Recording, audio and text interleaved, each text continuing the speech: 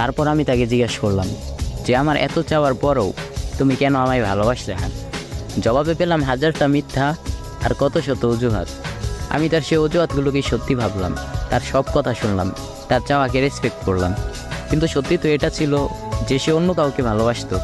আমি যে ভালোবাসা পাওয়ার জন্য দিনের পর দিন ছটফট করে গেছি, সে ভালোবাসা অন্য কেউ না চাইতেও পেয়ে গেল।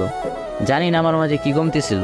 আমি আমার পুরোটা জীবন শুধু ভুল মানুষদের উপর বিশ্বাস করে গেছি, নিজের সবটা দিয়ে তাদের ভালোবাসছি, কিন্তু তারা কেউ কখনো আমায় ভালোবাসে নাই। আমি যত তাদের কাছে যাওয়ার চেষ্টা করছি, তারা ঠিক ততই আমার থেকে দূরে গেছে। তারপরও এসব নিয়ে আমার কোনো আক্ষেপ বা আফসোস নেই। তবে এখন মনে হয় আমি কোনো কিছুর যোগ্য না। দুনিয়ায় এমন কেউ নেই যাকে আমি আমার নিজের ভাববো, হোক প্রিয় মানুষ, হোক বন্ধু বা অন্য যে কোনো সম্পর্ক। তবে তুমি অন্তত আমায় সত্যিটা তো বলতে পারতে, তাই না? নাকি আমার এই সত্যিটা জানার অধিকার ছিল না?